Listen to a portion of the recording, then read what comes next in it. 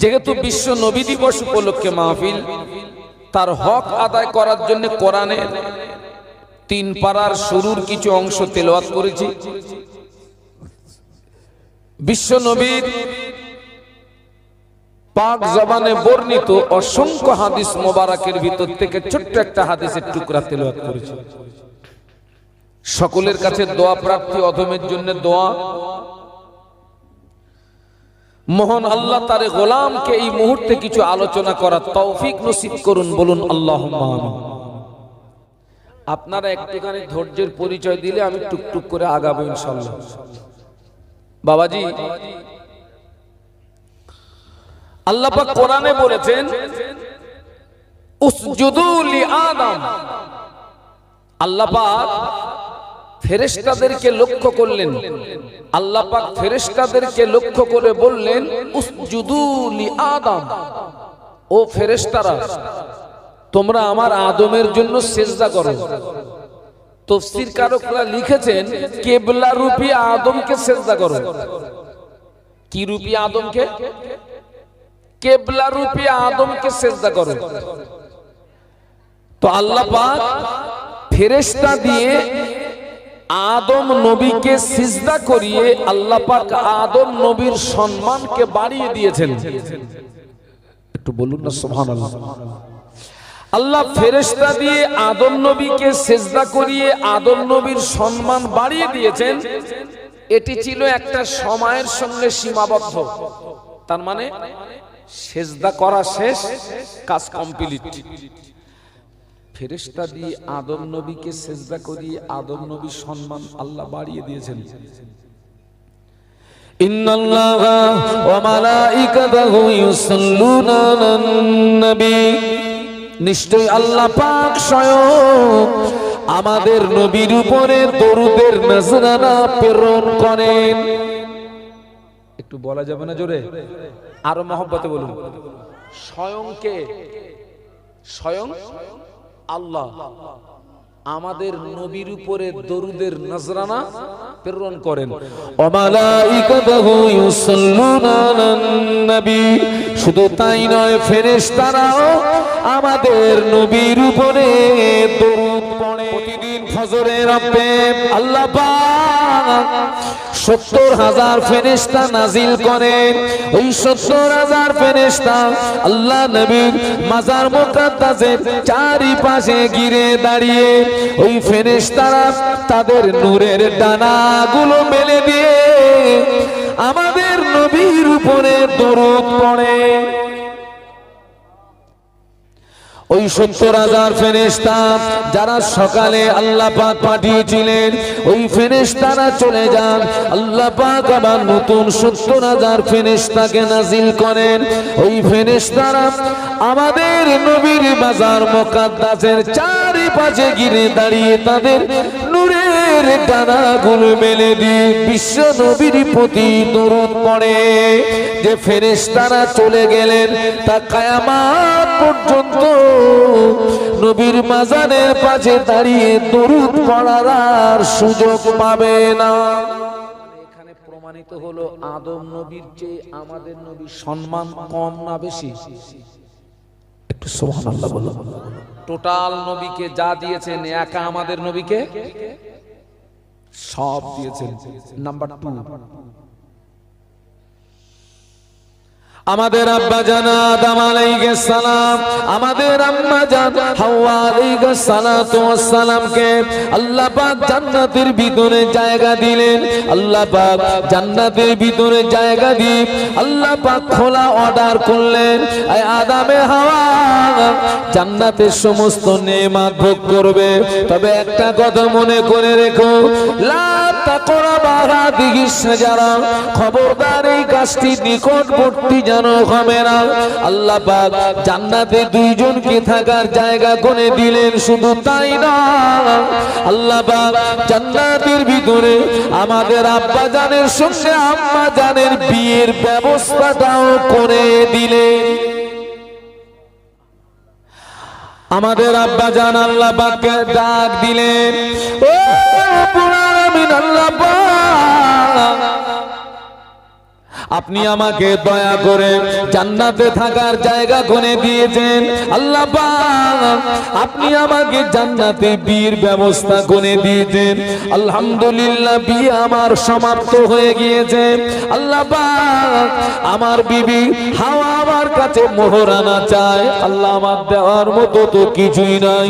জান্নাতে যা কিছু নাজ নেয়ামত সব কিছুর মালিকানা তো আপনার আল্লাহ, আমার বলে তো কিছুই নাই। আমি কি দিয়ে আমার স্ত্রীর দেনমোহর পরিশোধ করব?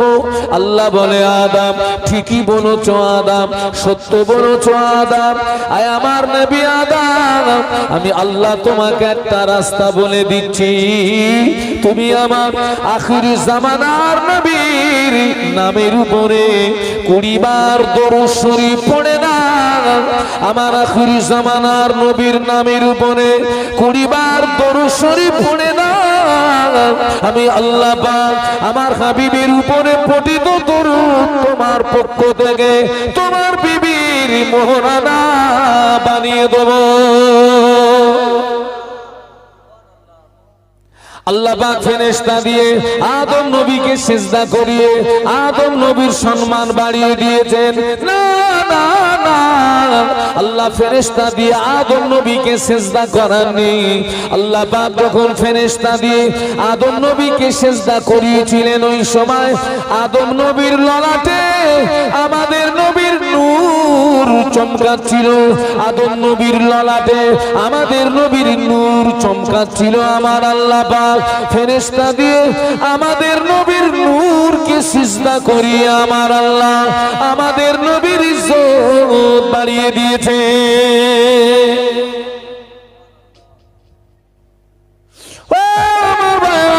আল্লাহ পাক আমাদের নবী আদম আলাইহিস সালামকে জান্নাতের একটা একটা জিনিসের নামগুলোকে শিখিয়ে দিলেন। আল্লাহ পাক আদম নবীকে জান্নাতের জিনিসের নামগুলো শিখিয়ে দিয়ে আল্লাহ পাক ফেরেশতাদের ডাকলেন। আল্লাহ ফেরেশতাদের ডেকে বললেন, সুম্মা আরাদাহুম আলাল মালাইকাতি ফাকালা আম্বিউনি বিআসমাই হাউলাই সুবহানাকা লা ইলমা লানা ইল্লা মা আল্লামতানা ইন্নাকা আনতাল আলিমুল হাকীম। ফেরেশতারা আল্লাহর পবিত্রতা ঘোষণা করে বলে, আল্লাহ এই জ্ঞান আমাদের নেই আল্লাহ, এই জ্ঞান তো তুমি আমাদের দাওনি আল্লাহ। ফেরেশতারা যখন অসমর্থ হয়ে পড়ল, জবাব দিতে পারল না, আল্লাহ ওই সময় আদম নবীকে ডাকলেন, আমার আদম এই জিনিসের নামগুলো কি তুমি বলতে পারো? আদম নবী টপ টপ করে জিনিসের নামগুলো বলে দিলেন। আল্লাহ পাক ফেরেশতাদের সামনে আদম নবীর জবান থেকে জান্নাতের জিনিসের নামগুলোকে আল্লাহ বার করিয়ে নিয়ে আল্লাহ আদম নবীর সম্মান বাড়িয়ে দিয়েছে। না না না, কোরআন শরীফ 27 পারা সূরা রহমানে চলে আসুন বাবাজি। আল্লাহ পাক আদম নবীকে জান্নাতের জিনিসের নাম শিখিয়ে দিয়ে ফেরেশতাদের সামনে আদম নবীর ইজ্জত বাড়িয়ে দিয়েছেন। না না না, আল্লাহ পাক বলেন, আর রহমান আল্লামাল কোরআন খালাকাল ইনসানা আল্লামাহুল বায়ান। আল্লাহ পাক আমাদের নবীর উপর দয়া পরবশ হয়ে আল্লাহ আমাদের নবীকে গোটা 30 পারা কোরআন পড়িয়ে দিয়েছে। অন্য নবী আর আমাদের ভিতরে পার্থক্যটা দেখুন। অন্য নবীর উম্মতদের নির্দিষ্ট জায়গায় নামাজ ছাড়া ওরা যদি অন্য কোথাও নামাজ পড়ে নামাজ আদায় হবে না বাবাজি। তাদের ইবাদতের নির্দিষ্ট জায়গা ছিল, মনে করুন মসজিদ। তারা যদি মসজিদ ছাড়া অন্য কোথাও নামাজ পড়েও নামাজ আদায় হবে না, তাদের ইবাদতের জন্য নির্দিষ্ট জায়গাতে যেতে হতো। না না না, আমাদের নবীর সম্মান এত বেশি, আল্লাহ পাক আমাদের নবীর ইজ্জতের খাতিরে তাজিমের খাতিরে আল্লাহ তামাম পৃথিবীর জমিন আমার আল্লাহ আমাদের জন্য পাক করে দিয়েছেন এবং তামাম পৃথিবীর জমিনটা আল্লাহ আমাদের জন্য মসজিদের হুকুম করে দিয়েছে। এই যুবক, এই জওয়ান, প্লেনে নামাজ হবে, ট্রেনে নামাজ হবে, দরিয়ায় নামাজ হবে, মাঠে নামাজ হবে। আল্লাহ পাক নবীর তাজিমের খাতিরে তাম পৃথিবীর জমিনটা আমাদের জন্য সিজদার জায়গা বানিয়ে দিয়েছেন। এরপরে এক শ্রেণী নবীর উম্মতি নামাজ পড়ে না। একটু জবান খুলে বলুন, নামাজ কার হুকুম? একটু জোরে বলো বাপ, তোমার গা দুটো পায়ে ধরে বলতেছে, একটু জোরে বলো দিন, আরো জোরে। এই জওয়ান, এই যুবক, আল্লাহর হুকুম আমরা সব মানি না। আজকের দেখুন খোদার গজব, কি গজব!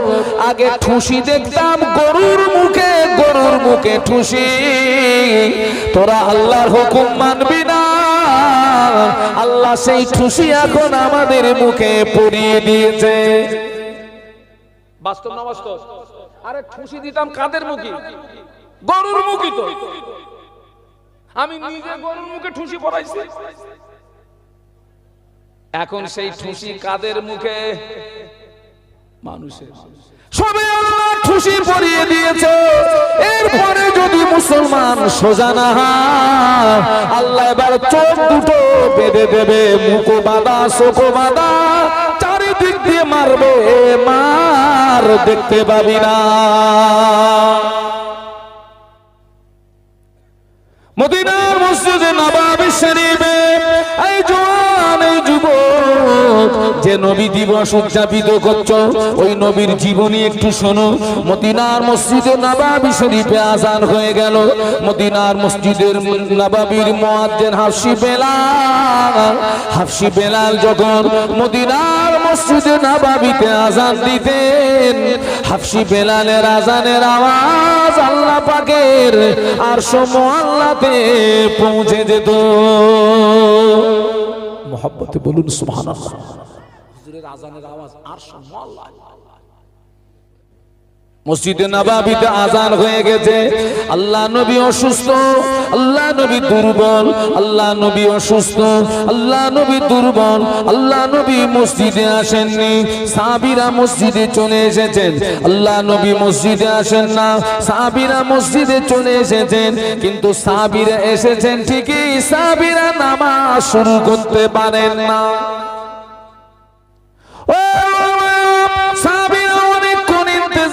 পরে আল্লাহ নবীর সাহাবী হাফসি বেলাল রাদিয়াল্লাহু তাআলা আনহু আল্লাহ নবীর হুজরা শরীফের ভিতরে চলে গিয়ে আল্লাহ নবীকে সালাম দিলেন। আসসালামু আলাইকা রাসূলুল্লাহ ইয়া হাবিবাল্লাহ। আল্লাহ নবী বললেন, বাবা বেলাল কি সংবাদ নিয়ে আসলে? ইয়া রাসূলুল্লাহ, হাবিবাল্লাহ, সাহাবীরা নামাজের জন্য ইন্তজার করছে, মানুষেরা নামাজের জন্য ইন্তজার করছে। আল্লাহ নবী বললেন, ও বেলাল চলে যা, মুর আবু বকরিন ফালিউসাল্লি বিন্নাস। আমার আবু বকরকে গিয়ে বলো, আমার আবু বকর যেন মানুষের নামাজটাকে পড়িয়ে দেয়। বলুন সুবহানাল্লাহ। আল্লাহ নবী আবার বললেন, ও বেলাল চলে যাও, মুর আবু বকরিন ফালিউসাল্লি বিন্নাস। আমার আবু বকরকে গিয়ে বলো, আমার আবু বকর যেন মানুষের নামাজ পড়িয়ে দেয়। আল্লাহর নবীর অনুমতিতে আবু বকর সিদ্দিক রাদিয়াল্লাহু আনহুর ইমামতিতে মদিনার মসজিদে নববী শরীফে নামাজ শুরু হয়ে গেল। যখনই নামাজ শুরু হলো, আল্লাহ নবী আর ওখানের ভিতরে থাকতে পারেন না। আল্লাহ নবী অস্থির হয়ে পড়লেন, আল্লাহ নবী ব্যাকুল হয়ে পড়লেন, আল্লাহ নবী অস্থির হয়ে পড়লেন, ব্যাকুল হয়ে পড়লেন। আল্লাহ নবী আলীকে ডাকলেন, ও আলী, ও আব্বাস, আমার হুজুরাতে এসো। দুইজন সাহাবী আল্লাহ নবীর হুজরা শরীফের ভিতরে যেই না আসলেন, আল্লাহ নবী দুই সাহাবীর কাঁধের উপরে ভর করে আল্লাহ নবী মসজিদে আসছিলেন। আল্লাহ নবী এত দুর্বল, সাহাবীদের কাঁধের উপরে ভর করার পরে আল্লাহ নবীর পা দুটো জমিনে ঘেঁষড়িয়ে যাচ্ছিল, আল্লাহ নবীর পা দুটো জমিনে নিগড়িয়ে যাচ্ছিল, আল্লাহ নবীর কদম মোবারক দুটো জমিনে নিগড়িয়ে যাচ্ছিল। বাবাজি, আল্লাহ নবী ওই অবস্থায় মসজিদে আসছেন। সাহাবীরা নামাজের ভিতরে কোন সাহাবী আল্লাহ নবী নবীকে দেখতে পেয়ে সুবহানাল্লাহ পড়লেন, কোন সাহাবী আলহামদুলিল্লাহ পড়লেন, কোন সাহাবী আল্লাহু আকবার পড়লেন। আবু বকর সিদ্দিক রাদিয়াল্লাহু আনহু বুঝতে পেরেছেন আল্লাহর নবী মসজিদে চলে এসেছেন। সাহাবীরা আল্লাহর নবীকে আগে দিলেন, আবু বকর হুজুর ইমামতির জায়গা থেকে পিছিয়ে আসলেন। ফতুল্লাপুরের জওয়ানেরা, ফতুল্লাপুরের যুবকেরা, ও ফতুল্লাপুরের মা বোনেরা, আল্লাহ নবী ও অসুস্থ শরীরে শুধু নামাজ পড়েন না, আল্লাহ নবী অসুস্থ শরীরে মদিনার মসজিদে নববী শরীফে নবী বসে বসে বসে বসে সাহাবীদের নিয়ে নামাজের ইমামতি করেছিলেন। মদিনার মসজিদে নববী শরীফে আবু বকর সিদ্দিক রাদিয়াল্লাহু আনহু ইমামতিতে নামাজ হচ্ছে। আল্লাহ নবী আম্মা জান আয়েশা সিদ্দিকা রাদিয়াল্লাহু তাআলা আনহাকে ডেকে বলেন, আয়েশা আমার মাথাটাকে একটু উঁচু করে ধরো। আল্লাহ নবী মাথাটাকে উঁচু করে ধরলেন। আল্লাহ নবী ঘরে পর্দাটাকে সরিয়ে দিয়ে সাহাবীদের নামাজের দৃশ্যের দিকে তাকিয়ে আল্লাহ নবী চোখ পানি গড়িয়ে যায়। আম্মা জান আয়েশা সিদ্দিকা রাদিয়াল্লাহু তাআলা আনহা আল্লাহ নবীকে বলেছিলেন, ইয়া রাসূলুল্লাহ হাবিবাল্লাহ মা ইবকিকা, কোন কষ্টের কারণে আপনি কাঁদছেন, কোন দুঃখে আপনি কাঁদছেন, কোন কষ্টে আপনি কাঁদছেন, কোন দুঃখে আপনি কাঁদছেন? আল্লাহ নবী বললেন, ও আমার আয়েশা, আজকের কান্নাটা আমার কষ্টের কান্না নয়, আজকের কান্নাটা আমার দুঃখের কান্না নয়, আজকের কান্নাটা আমার বেদনার কান্না নয়। আমার কান্নার কারণ হলো এই নামাজকে প্রতিষ্ঠিত করতে গিয়ে মক্কার কাফেররা ওরা আমার মাথায় উটের পচা বড়ি চাপিয়ে ওরা আমায় মারার চেষ্টা করেছিল। আয়েশা, এই নামাজ প্রতিষ্ঠিত করতে গিয়ে মক্কার কাফেররা আমার গলায় দড়ির ফাঁসি পরিয়ে টানাটানি করেছিল। এই নামাজকে প্রতিষ্ঠিত করতে গিয়ে তায়েফের মাটিতে আমাকে অনেক রক্ত দিতে হয়েছিল। এই নামাজকে প্রতিষ্ঠিত করতে গিয়ে উহুদের ময়দানে আমার দান শহীদ হয়ে গেল। আমি রাসূলুল্লাহ আজকের মসজিদে নাই, আমার সাহাবীরা যেভাবে জামাতে নামাজ আদায় করছে, ভবিষ্যতের একটা ছবি আমার সামনে ফুটে উঠেছে, ভবিষ্যতের একটা চিত্র আমার সামনে ফুটে উঠেছে। আমি রাসূলুল্লাহ একদিন পৃথিবীতে থাকবো না, আমার উম্মতেরা এইভাবে জামাতে নামাজ আদায় করবে, ওই আনন্দে আমার চোখের পানি গড়িয়ে যায়। আয়েশা, আজকের এই কান্নাটা আমার দুঃখের কান্না না, আজকের কান্নাটা হলো আমার আনন্দেরই কান্না।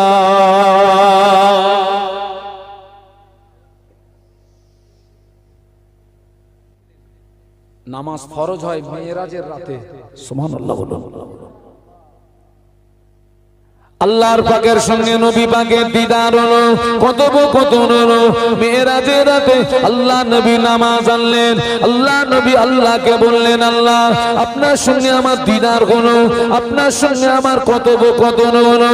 আল্লাহ পাক আমার উম্মতিরা কি আপনার দিদার থেকে মাহরুম হবে, আপনার সঙ্গে কথোপকথন থেকে মাহরুম হবে।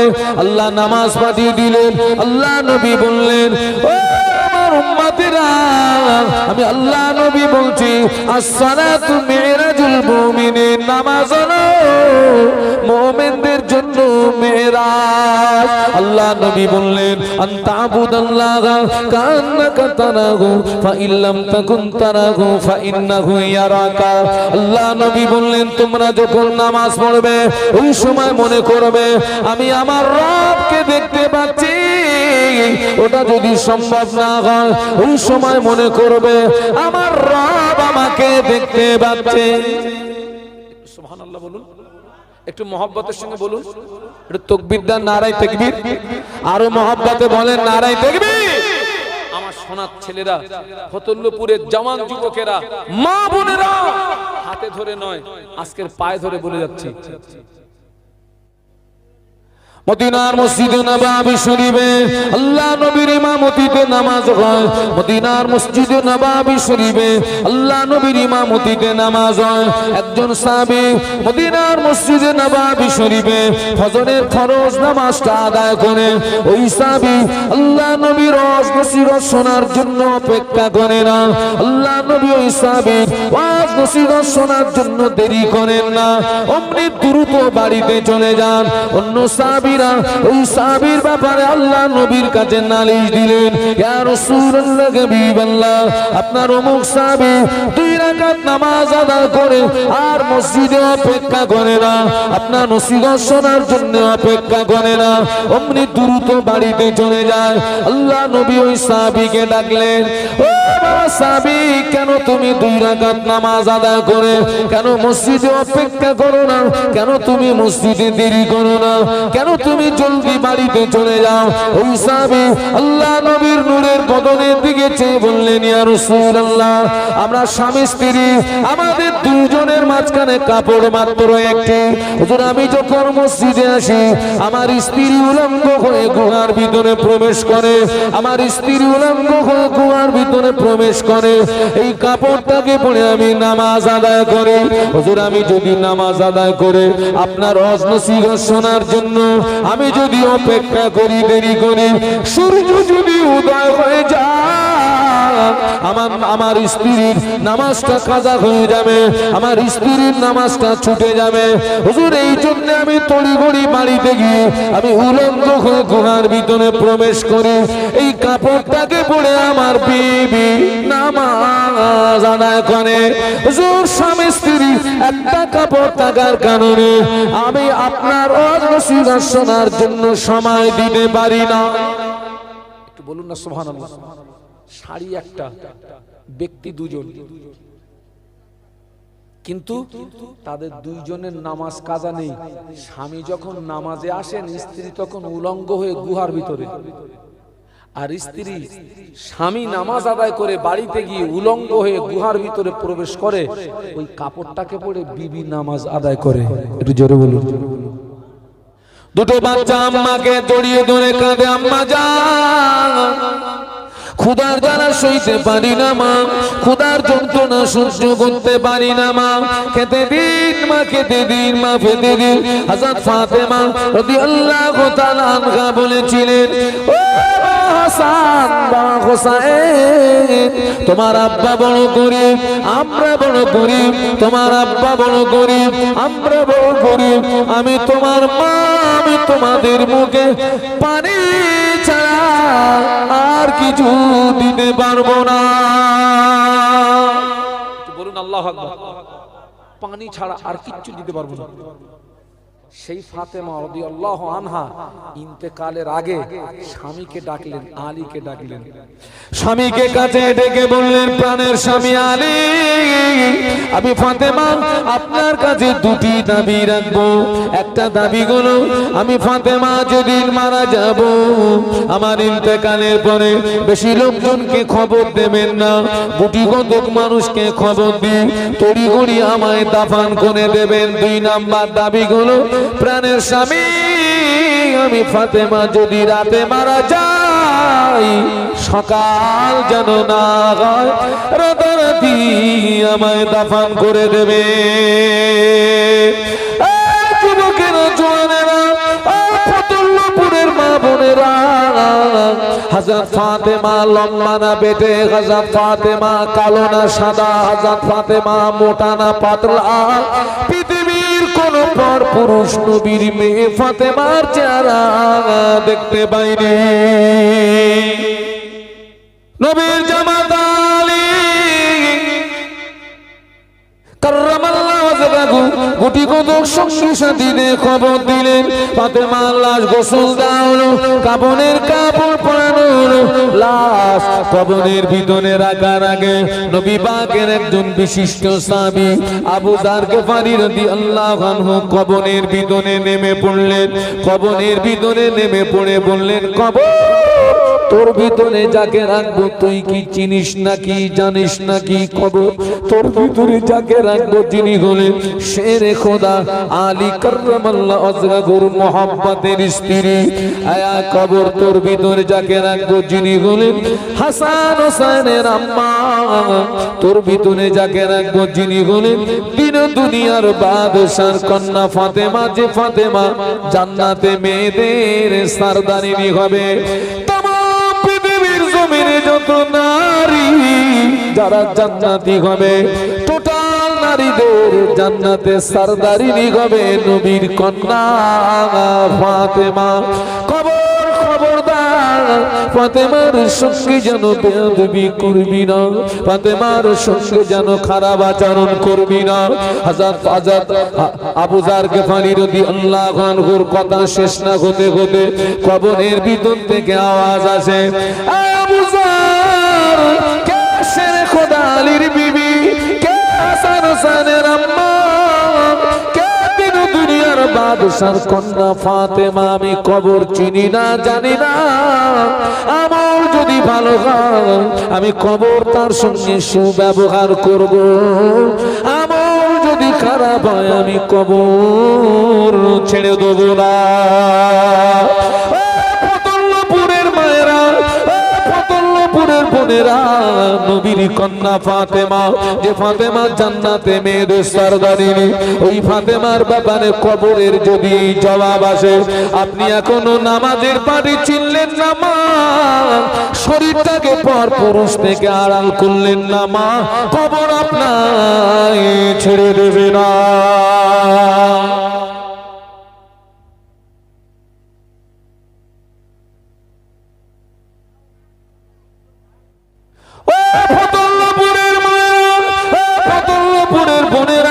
একজন মহিলা অপর মহিলার তিনটি স্থান দেখতে পারে মা একজন মহিলা অপর মহিলার হাতের এই অংশটা দেখতে পারে একজন মহিলা অপর মহিলা মুখের এই অংশটা দেখতে পারে একজন মহিলা অপর মহিলা পায়ের কাঁটের নিচের অংশটা দেখতে পারে মুখটা দেখতে পারে হাতের এই অংশটা দেখতে পারে পায়ের কাঁটের নিচের অংশটা দেখতে পারে ফতুল্লাপুরের মায়েরা একজন মহিলা অপর মহিলার মাথাটা যদি দেখে পারে মাথাটা জাহান্নামের আগুনে পোড়ানো হবে একজন মহিলা অপর মহিলার পিঠের কোন অংশ যদি দেখতে পায় ওটা জাহান্নামের আগুনে পোড়ানো হবে একজন মহিলা অপর মহিলার বুকের কোন অংশ যদি দেখতে পায় মা ওটা জাহান্নামের আগুনে পোড়ানো হবে আমাদের সমাজের অধিকাংশ মা বোন এরা যেভাবে খোলামেলা করে বাবা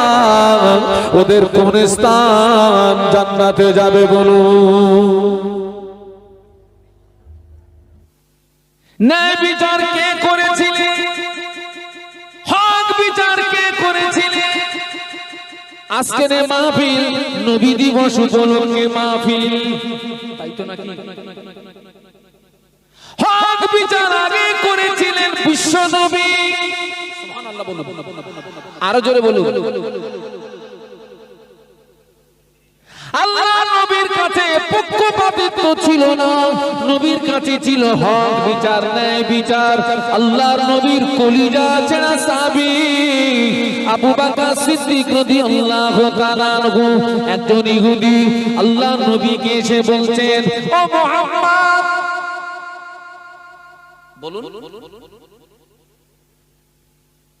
কি বলতে হবে সাল্লাল্লাহু ওটা কি আপনারা ভুলে গেলেন একজন ইহুদি এসে বলছেন এ মুহাম্মদ সাল্লাল্লাহু আলাইহি ওয়াসাল্লাম আপনার আবু বকর আমার গালে একটা চড় মেরেছে আপনি বিচার করে দিন আপনার আবু বকর কেন আমার গালে চড় মারলো আপনি বিচার করে দিন ইহুদির সঙ্গে আল্লাহর নবীর সঙ্গে কথোপকথন হচ্ছে এমন অবস্থায় আবু বকর সিদ্দিক রাদিয়াল্লাহু আনহু হাজির হয়ে গিয়েছে আবু বকর বকর সিদ্দিক রাদিয়াল্লাহু আনহু বলেছিলেন, ইয়া রাসূলুল্লাহ হাবিবাল্লাহ, ওই ইহুদি, ইয়া রাসূলুল্লাহ হাবিবাল্লাহ, ওই ইহুদি আমার আল্লাহকে ফকির বলে গালি দিয়েছে, আপনাকে ফকির বলে গালি দিয়েছে, ও নিজেকে ধনী বলেছে, ও নিজেকে ধনী বলেছে, আল্লাহকে ফকির বলে গালি দিয়েছে, আপনাকে ফকির বলে গালি দিয়েছে। ইয়া রাসূলুল্লাহ হাবিবাল্লাহ, আমি আবু বকর সহ্য করতে পারি না, আমি ওর কানে একটা চড় মেরেছি। আল্লাহ নবী বললেন, আবু বকর, ও বাবা আবু বকর, তুমি সাক্ষী নিয়ে এসো, তোমার কথার পক্ষে তুমি সাক্ষী নিয়ে এসো। আবু বকর সিদ্দিক রাদিয়াল্লাহু আনহু বলেন, ইয়া রাসূলুল্লাহ, ইয়া হাবিবাল্লাহ, ইয়া রাসূলুল্লাহ, ইয়া হাবিবাল্লাহ, হুজুর আমার কোনো সাক্ষী নাই, আমার কোনো সাক্ষী নাই। আবু বকর সিদ্দিক রাদিয়াল্লাহু আনহু বলেন, ইয়া রাসূলুল্লাহ হাবিবাল্লাহ, হুজুর আপনি আমাকে, ইয়া রাসূলুল্লাহ হাবিবাল্লাহ, আসমান থেকে আমি একটি লাকাব পেয়েছিলাম, আসমান থেকে আমি একটি লাকাব পেয়েছিলাম, ইয়া রাসূলুল্লাহ হাবিবাল্লাহ, ওই লাকাবটি হচ্ছে সিদ্দিকী লাকাব, এই লাকাবটা তো আপনি আমাকে দিয়েছিলেন। আল্লাহ নবী বললেন, ও বাবা আবু বকর, সাক্ষী যদি না আনতে পারো আমি রাসূলুল্লাহ তোমায় বাঁচাতে পারবো না, সাক্ষী যদি না দিতে পারো আমি রাসূলুল্লাহ তোমায় রেহাই করতে পারবো না। ও বাবা আবু বকর, তুমি যেহেতু সাক্ষী দিতে পারলে না, আমি রাসূলুল্লাহ বিচারের রায় দিয়ে দিলাম, ওই ইহুদি তোমাকে একটা চড় মারবে। ইহুদি খুশিতে বাগে বাগ, নবীর কলিজা ছেড়ে সাহাবী আবু বকর সিদ্দিক রাদিয়াল্লাহু আনহুর গালে চড় মারবে। ইহুদি গুটি গুটি পায়ে আগিয়ে আসে, আল্লাহ নবী চোখ দিয়ে তার করে পানি গড়িয়ে যায়, আল্লাহ নবী চোখ দিয়ে তার করে পানি গড়িয়ে যায়।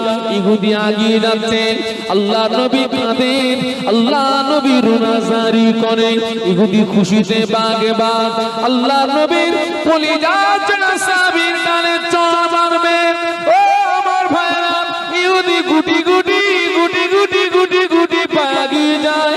আবু বকর সিদ্দিক রাদিয়াল্লাহু আনহুর নিকটস্থ যেই না হয়েছেন, আল্লাহ পাক সহ্য করতে পারেন না, আল্লাহ পাক জানিয়ে দিলেন, আমার নবী আপনি ন্যায় বিচার করেছেন, হক বিচার করেছেন, সত্য বিচার করেছেন, তবে শুনুন, আল্লাহ পাক জানিয়ে দিলেন, লাকাদ সামিআল্লাহু কাওলাল্লাযী ইন্নাল্লাহা ক্বালু ইন্নাল্লাহা ফাকিরুন ওয়া নাহনু আগনিয়া।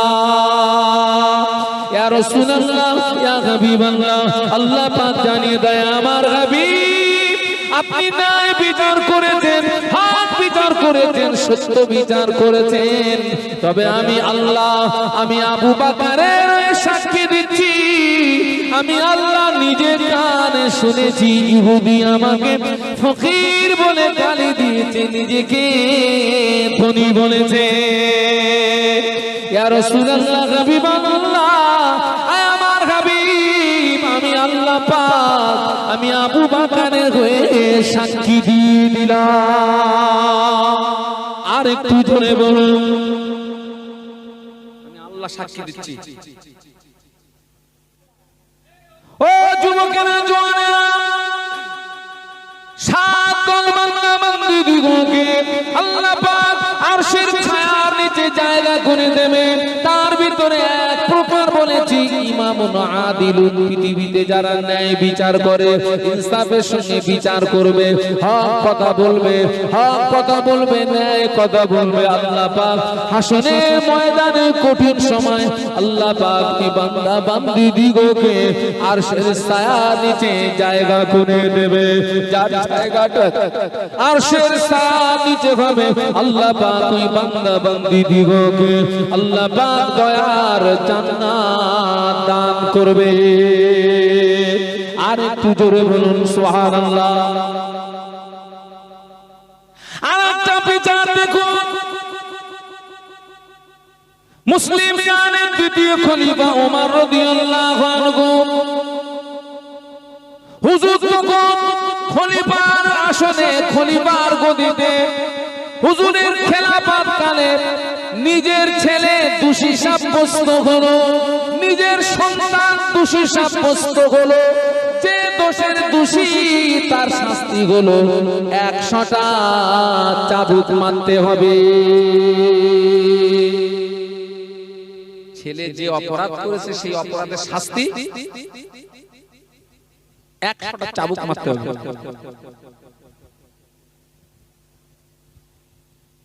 জল্লাদকে হুকুম করে, জল্লাদ চাবুক লাগাও। জল্লাদ খলিফার ছেলেকে চাবুক মারে ঠিকই, তবে আস্তে আস্তে চাবুক মারে। খলিফার ছেলে বলে, রাষ্ট্রপতির ছেলে বলে জোরে জোরে চাবুক মারে না, আস্তে আস্তে চাবুক মারে। কথা বুঝতে পারছেন না? পারছেন না? চাবুকটা মারছে ঠিকই, কিন্তু আস্তে। কেন? খলিফার ছেলে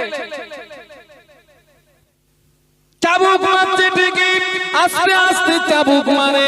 ওমর রাদিয়াল্লাহু আনহু বলে, ভাই জাল্লাদ, আমার ছেলে বলে তুমি আস্তে আস্তে চাবুক মারছো, অপরের ছেলেকে তুমি জোরে জোরে মারো। তো এটা আমার আল্লাহ দেখতে পাচ্ছে, আমি ধরা পড়ে যাব। না না না ভাই জাল্লাদ, ওই চাবুকটা আমার হাতে দাও। মুসলিম জানের দ্বিতীয় খলিফা ওমর রাদিয়াল্লাহু আনহু চাবুকটা নিয়ে নিজের গায়ের জোরে মারতে লাগলেন। ছেলে জমিনে শুয়ে পড়ে লুটুবুটি লুটুবুটি লুটুবুটি লুটুবুটি খায়। আকাশ সহ্য করতে পারে না, জমিনে শুয়ে পড়ে লুটুবুটি লুটুবুটি লুটুবুটি খায়। আকাশ সহ্য করতে পারে না। ওমর রাদিয়াল্লাহু তাআলা আনহু গায়ের জোরে চাবুক মারে। বাবা, কয়েকটা চাবুক মারার পরে ছেলে জনমের মতো বিদায় নিয়েছে। ইন্না লিল্লাহি ওয়া ইন্না ইলাইহি রাজিউন। লাশ গোসল দেওয়া হলো, কাফনের কাপড় পরানো হলো, খাটিয়ায় করে লাশ জানাজা নামাজ আদায় করে দাফন করা হলো। বাবা, 100 চাবুক মারার কথা, মনে করুন 80টা চাবুক মারা হয়েছে, ছেলে মারা গিয়েছে, এখনো 20টা চাবুক বাকি আছে।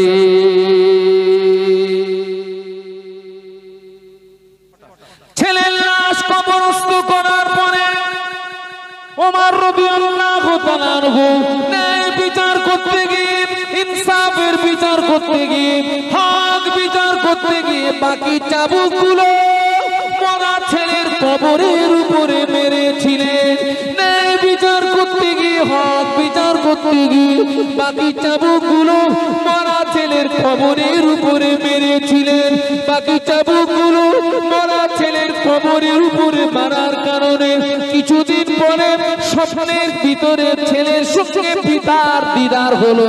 ছেলে বলে, আব্বা, আমার ইন্তেকালের পরে বাকি চাবুকগুলো আমার কবরের উপরে মারার কারণে আল্লাহ এত খুশি হয়ে গিয়েছেন, আল্লাহ পাক এত রাজি হয়ে গিয়েছেন, আল্লাহ পাক খুশি হয়ে রাজি হয়ে আমার জীবনের গুনাহ মাফ করে দিয়েছে।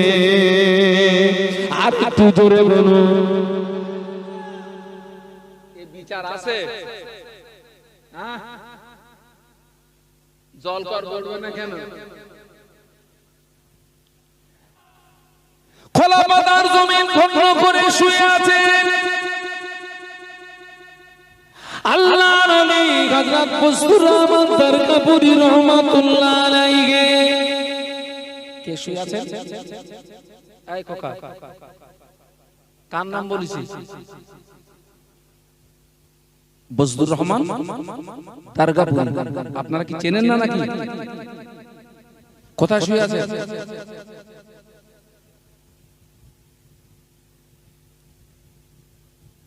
আল্লাহর ওলি বসতুর রহমান তারকাপুরি রাহমাতুল্লাহ আলাইহি হুজুরের বয়স তখন 7 বছর। ক বছর? জোরে বলো।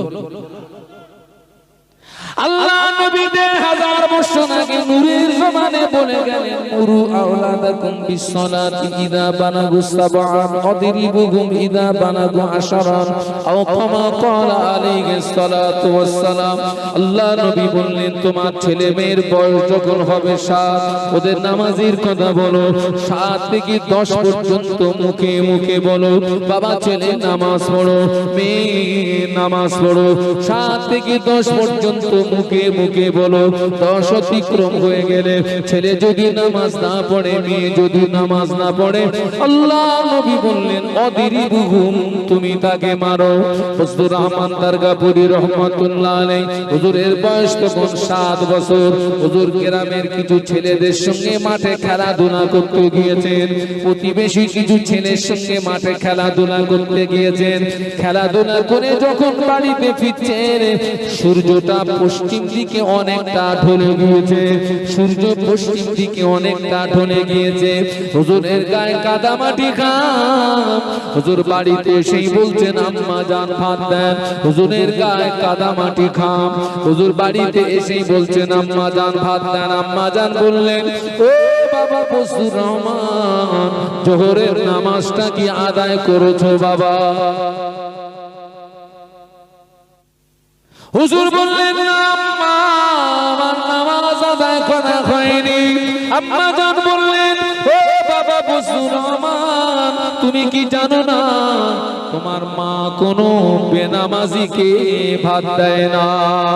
ও বাবা বজলুর রহমান, তুমি কি জানো না তোমার মা কোনো বেনামাজিকে ভাত দেয় না? হুজুর বললেন, আমি মনে করলাম আমার আম্মা আমাকে এই পর্যন্ত বলে রেহাই করে দেবে, কিন্তু হলো না। আম্মা জান আমায় বললেন, বাবা বজলুর রহমান দাঁড়িয়ে যাও।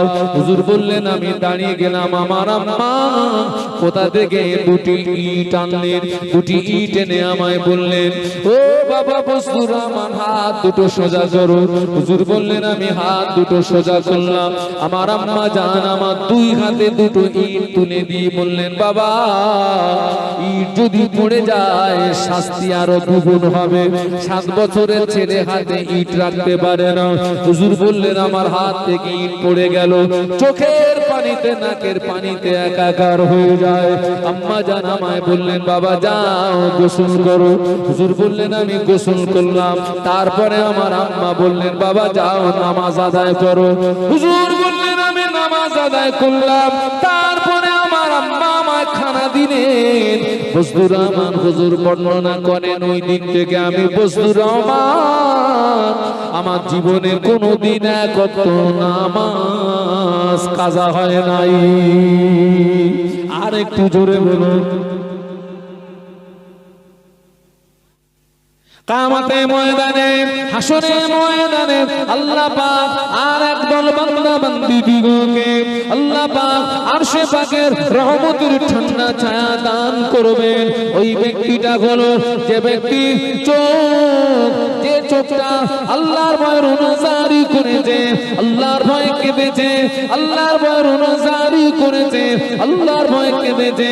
আল্লাহ পাক ওই বান্দা বান্দীদিগকে আমার আল্লাহ পাক হাসরের ময়দানে আরশের রহমতের ঠান্ডা ছায়া দান করবে।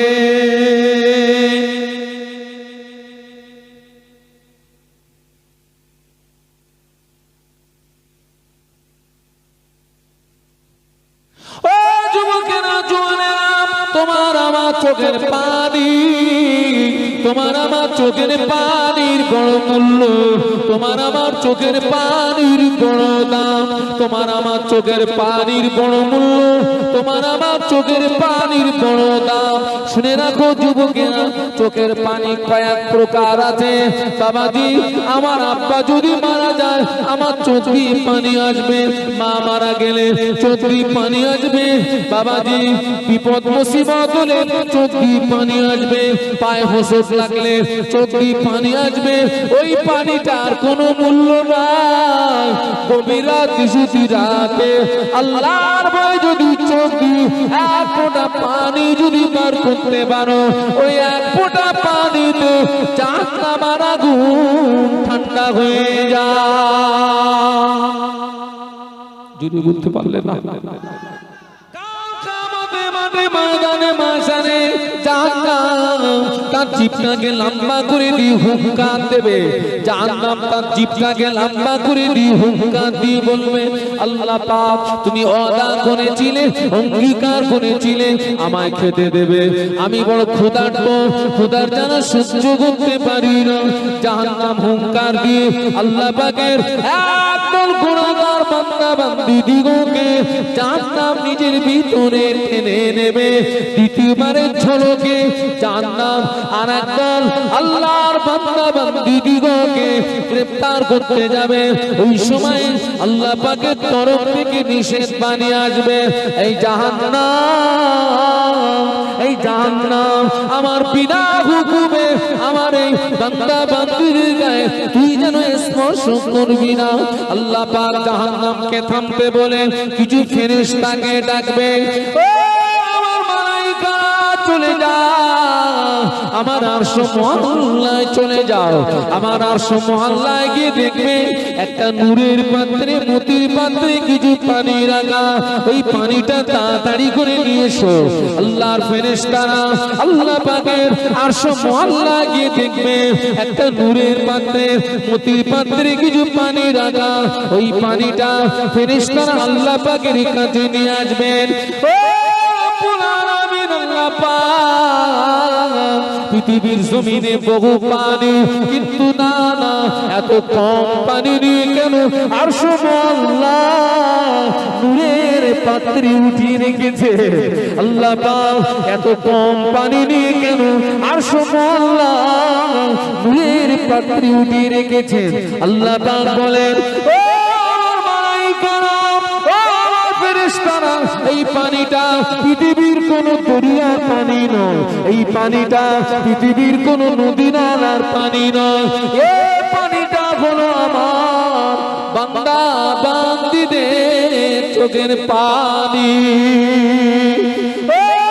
ফেরেশতারা আমার বান্দা বান্দি আমাকে ভয় করে, জাহান্নামের কথা মনে করে, আযাবের কথা মনে করে, আমাকে ভয় করে, জাহান্নামের কথা মনে করে, আযাবের কথা মনে করে যারা রোনাজারি করেছিল, কান্নাকাটি করেছিল, আমি আল্লাহ পাক ওদের চোখের পানি ফেলে দিই না, আমি আল্লাহ পাক ওদের চোখের পানি নষ্ট করে দিই না, আমি আল্লাহ পাক ওদের দুফোঁটা চোখের পানি দিয়ে আমার আরশ মহল্লা নূরের পাত্রে উঠিয়ে রেখেছিলাম।